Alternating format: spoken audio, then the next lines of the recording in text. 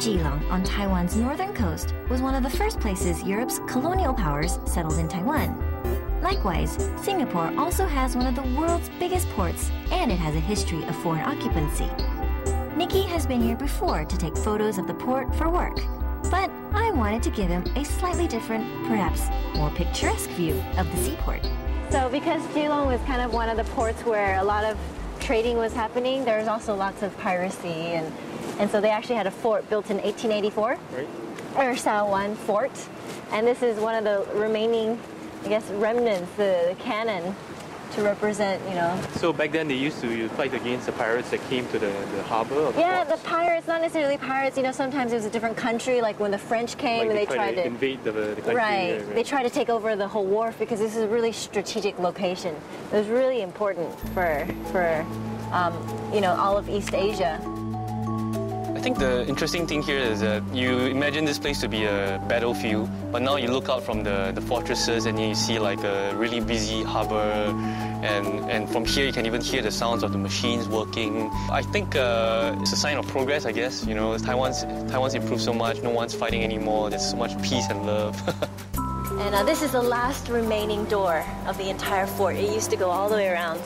This is the last original door. The gate to the north, I guess you could say.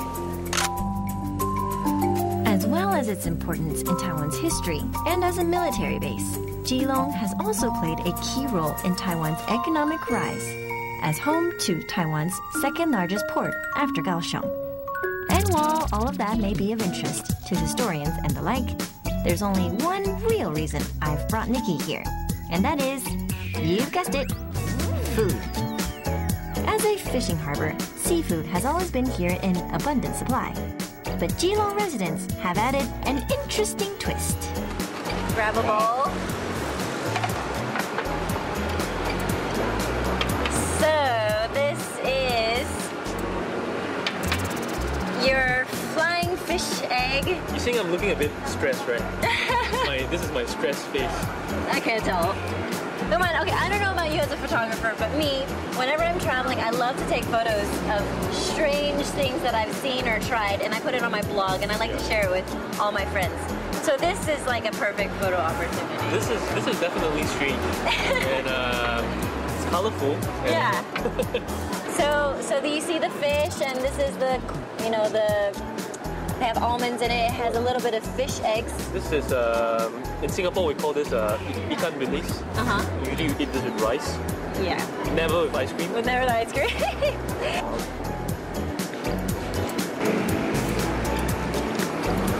That is very strange. It's not yucky, but it's just something that I've never tried in my life. Yeah. It's not bad. It's different. It's not bad. Ever the diplomat, Nicky actually managed to finish his seafood-covered ice cream.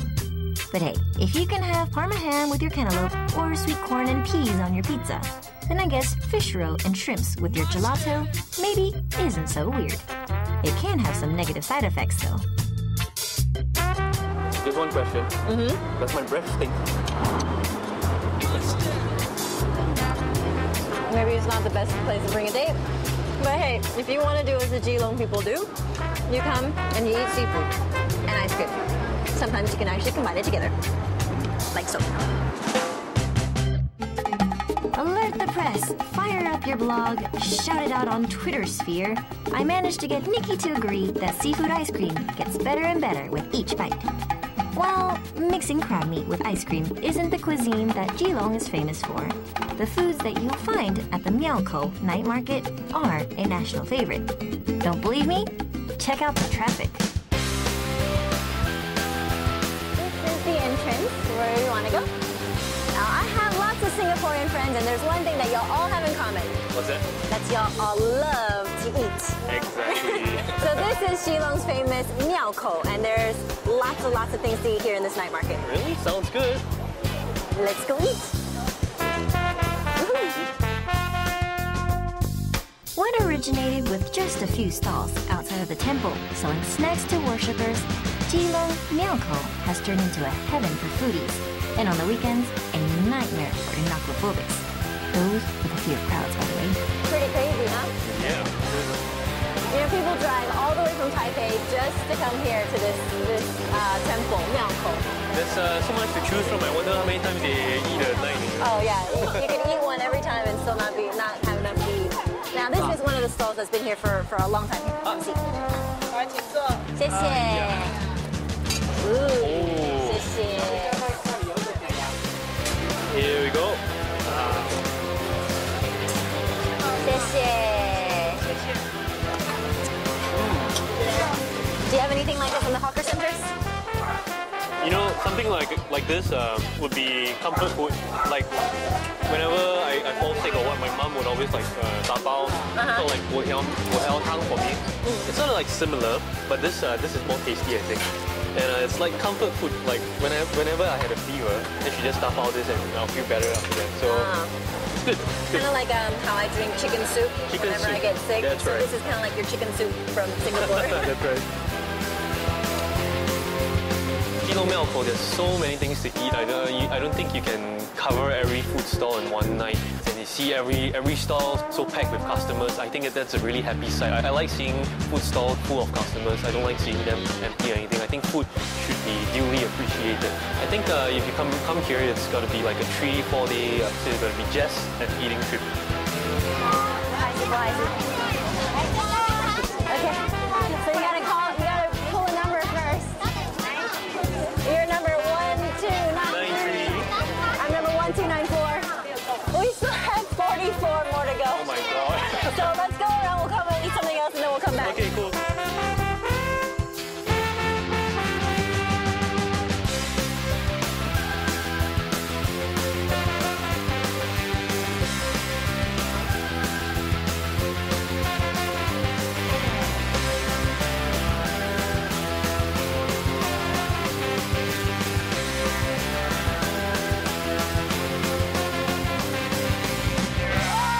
We made it.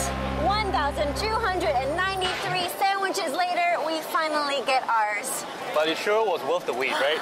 Yes, because we ate at least 5 different stalls in between. We had Taiwan sausages and we had this. Ping. Oh yeah, that was good. Yeah, and then the noodle soup. Don't forget the noodle soup. And then we had the tempura. And then, anyways, we ate a lot of food. I feel stuffed. Stuffed. Hey, are you gonna eat that? Yeah.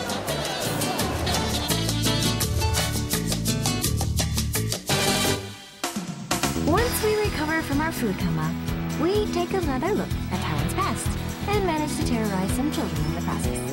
Coming right up.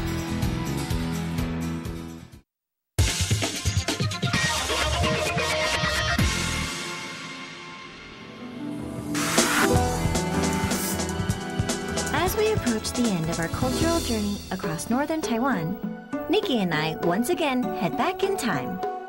From Keelung, we head down the east coast to Yilan, where a great deal of Taiwan's traditional culture survives today.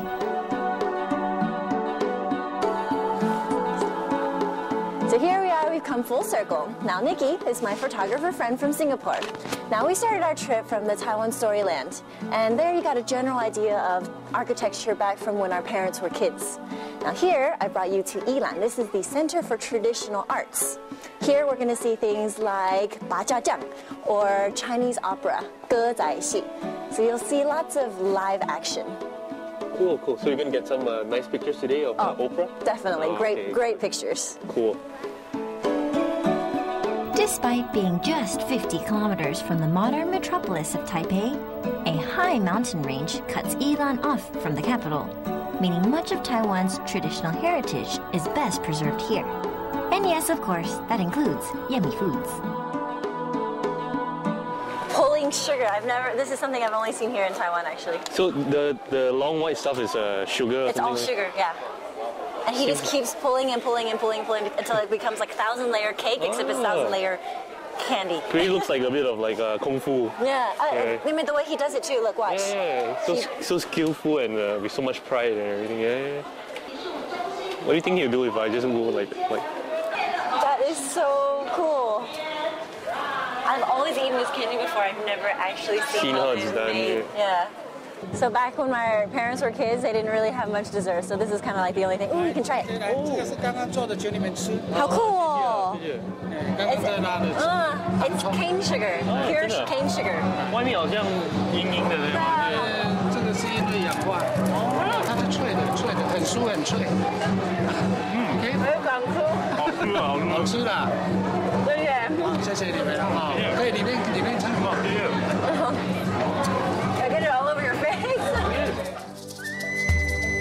I think this place, you walk in and then it's really out of this world. It's so Chinese for me, and I've never been to a traditional Chinese house. So this is my first time walking in and seeing how people really live back then. And to me, like this kind of scenery is only in the movies for me. Singapore is a very urban place, so you don't really get to see this kind of culture everywhere. To see the different types of windows, the traditional windows, the doors are lovely. You know, the doors are like push it open from the center. It's just nice. Yeah. Oh, you ate me! I died!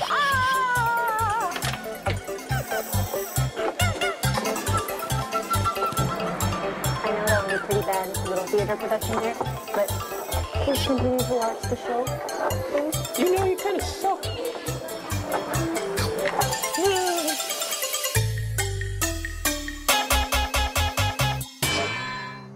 From the Arts Center, it's just a short trip to the Taiwan Theater Museum, where the island's cultural heritage really comes to life. Quite funny, huh, how they used to dress. Yeah. So Yilan, they say in the books, is where Gezai or Chinese opera originated here in Taiwan. And they would always gather underneath this huge tree, kind of like the old theaters, and just men dressed up like women, men dressed up as men dressed up as, young children would perform these little love stories. So you have men who are dressed up as women. They would use the makeup and stuff and the outfits. But look at the colors. I mean, it's quite amazing. It's also colorful, all blinged up. And all these Chinese outfits were for men also, right? Originally, but then later on, women started performing too. They started doing really, really 夸张, like really over-exaggerated makeup. It's kind of like what you see in Chinese opera theaters. You see it's kind of strange to see men in women's outfits, right? Yeah. But it was the way back then, right? Yeah. So now we'll see some kids performing. I gong dai yi. Really? In dong gong dai yi. I can understand. Yeah. So they don't With Taiwanese among the most avid movie watchers in the world, it is gratifying to see a new generation dedicated to traditional forms of art and entertainment. As opposed to other styles of Chinese opera, the Taiwanese dialect reigns supreme here.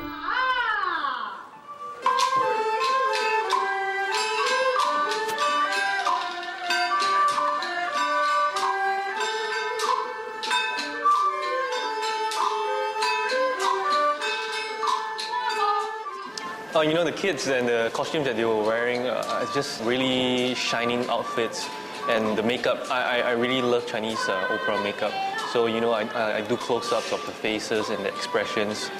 So, when I came here, a lot of the kids were so cute. It's just amazing that they're so willing to learn. And there are actually parents who come and support their kids at the performances. So I think it's a great thing they're doing here. As much as Nicky and I enjoyed the costumes, I don't think we'll be getting any callbacks anytime soon.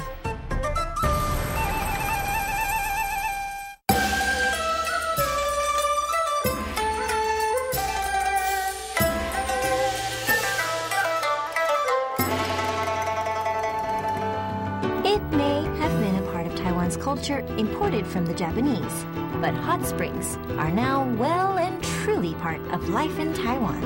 And it's a great way to wrap the day. Or an episode of Fun Taiwan. Really good. Yeah, it feels good, right?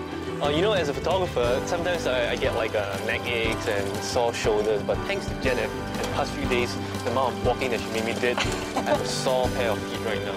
That's true. We went pretty much everywhere. We started with the historical village, we went up to Yangmingshan, we went to the night markets.